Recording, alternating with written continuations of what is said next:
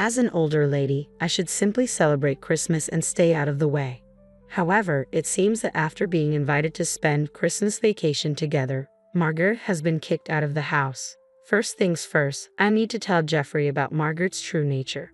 Somehow, I'll expose Margaret's facade. I refuse to be family with someone like her.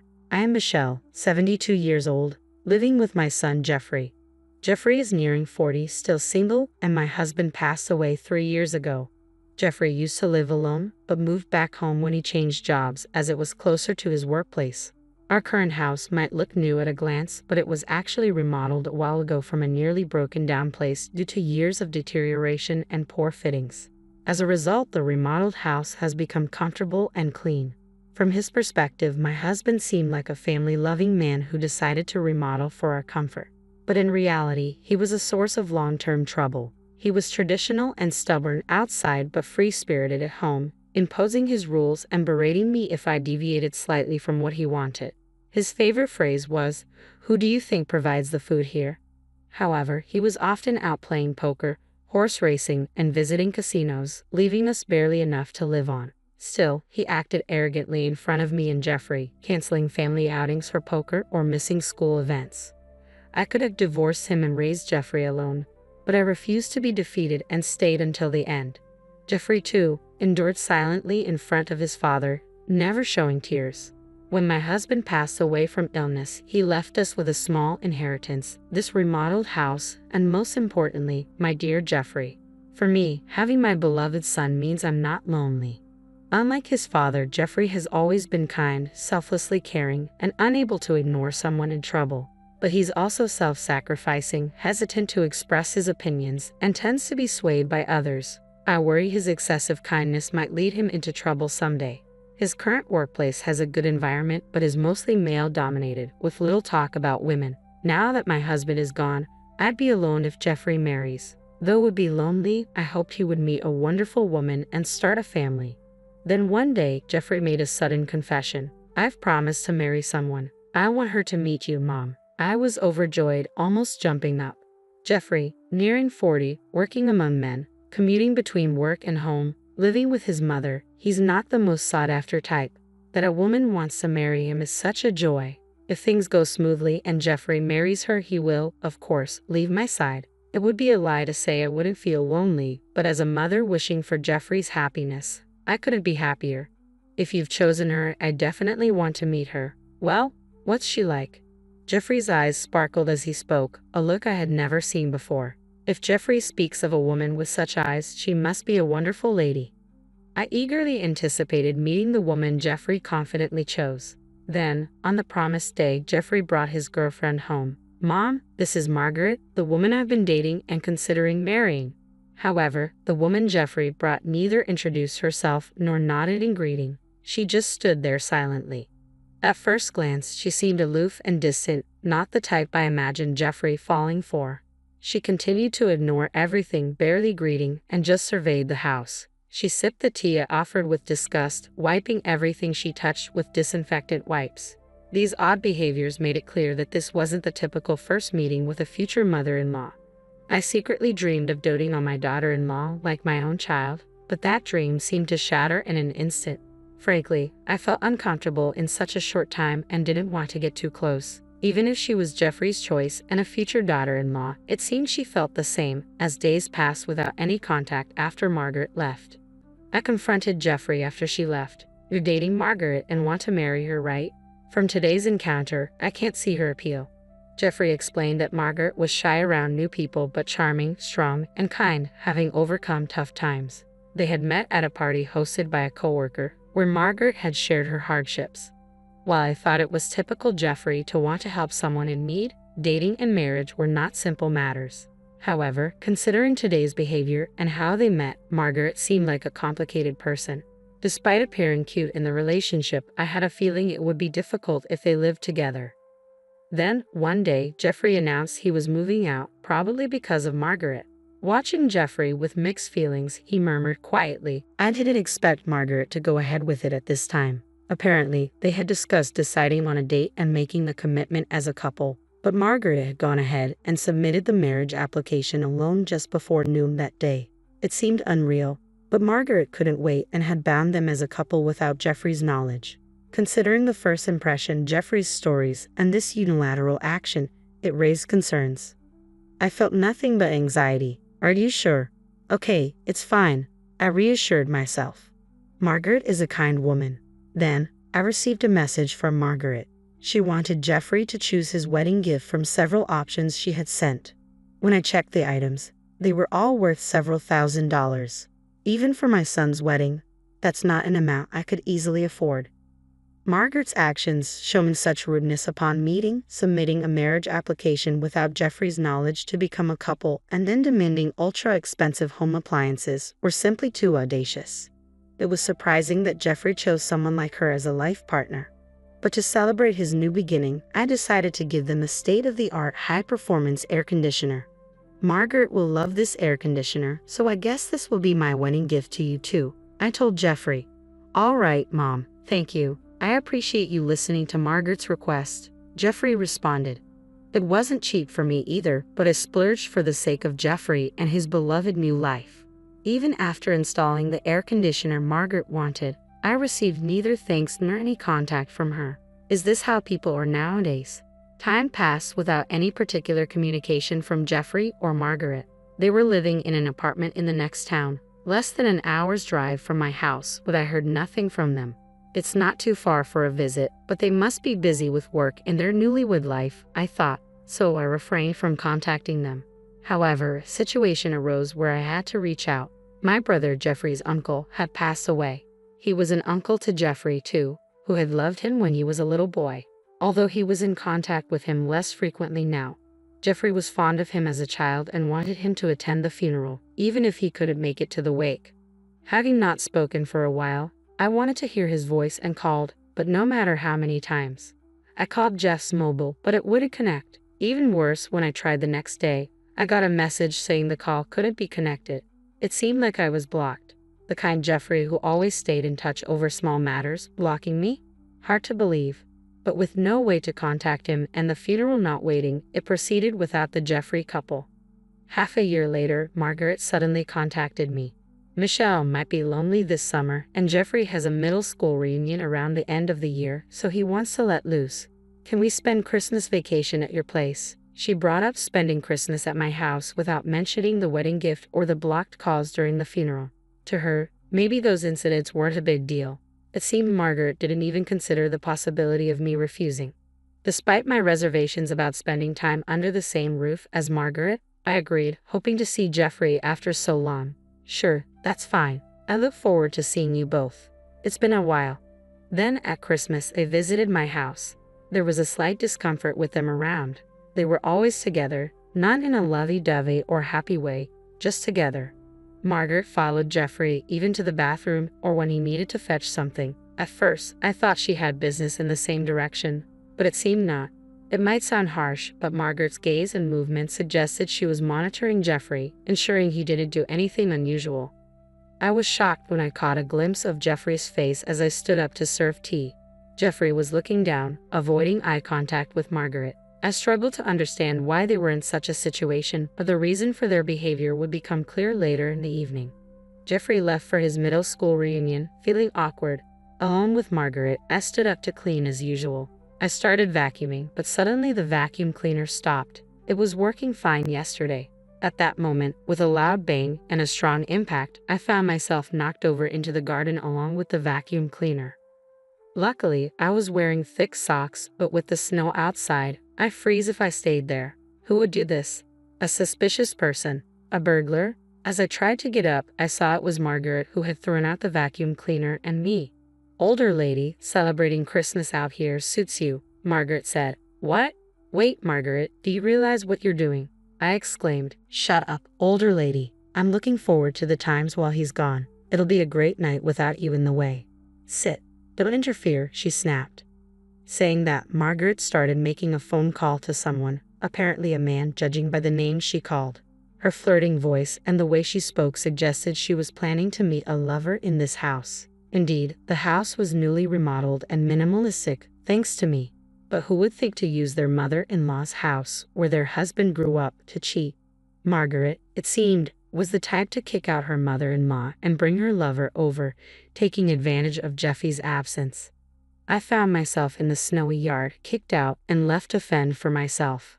But I had a plan. Donning an old pair of shoes and a jacket from the shed, I decided to fight back. Firstly, I doubted Jeffrey knew about the affair.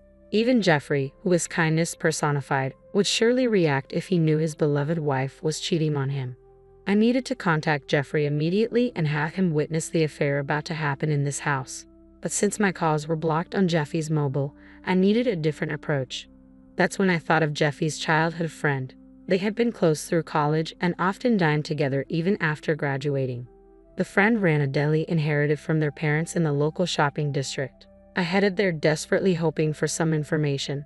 At the deli, I found his parents, who said he might be at a reunion at a pub in the same shopping district. I rushed to the pub, hoping to catch Jeffrey. Luckily, I spotted Jeffrey running from a convenience store. Good timing. Margaret kicked me out of the house. She's planning to spend time with some man there. I heard her talking on the phone. Do you know anything about this? I asked. Margaret cheating? No way, Jeffrey exclaimed. He immediately left the reunion and headed to my house. I wanted to go too, but he said it was too dangerous since we didn't know who the man was and asked me to stay away. I hid in a nearby business hotel, leaving the matter between Jeffrey and his wife to him. The next day when I returned home, I found Margaret beaten up in the garden, naked. Older lady, don't you care to help your daughter-in-law? I can't even get into the house. How did you raise your son? She snapped. I couldn't believe the gentle Jeffrey would beat his wife to such an extent and leave her in the garden.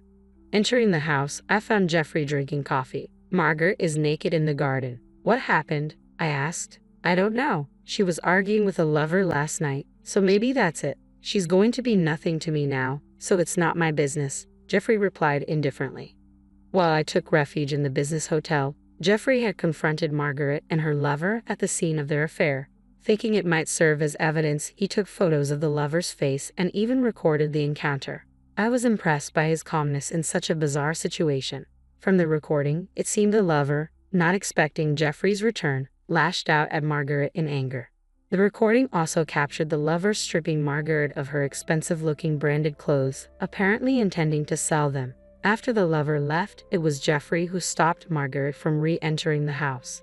I think you understand from the recording. Margaret isn't repentant. She married me for money and convenience, and she keeps saying her lover is her #1 priority. I have to step out for a bit, so I'll leave Margaret's matter to you, Mom, Jeffrey explained.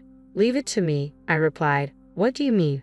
I didn't want such a person in my house, so I didn't let her in. If Mom wants to let her in, I won't stop you, Jeffrey said before leaving. As far as I was concerned, my daughter-in-law had been awful to me, and now she had gotten her just desserts. I felt no obligation to help her for no reason and decided to leave her as she was. Although Jeffrey's photos and recording gave me a good idea of the situation, I decided to check the security camera footage for a clearer picture. I was thankful I had installed the cameras after hearing about a burglary at a relative's house. Neither Margaret nor her lover seemed to realize their actions were being recorded in someone else's house, causing trouble. While examining the footage and photos, I noticed something familiar about the lover's unusual hat. As I was pondering this, the noise outside caught my attention, accompanied by the doorbell. When I opened the door, there was a police officer. It turned out Margaret had played the victim to the neighbors, leading to a report of an injured naked woman in the garden. Sorry for the disturbance, officer. Margaret got involved in some trouble, but neither Jeffrey nor I saw her get injured. We have security cameras so we can explain what kind of trouble it was, I explained. I shared the events of the previous night along with the evidence from the cameras and photos. The police seemed to understand that Jeffrey and I were not involved.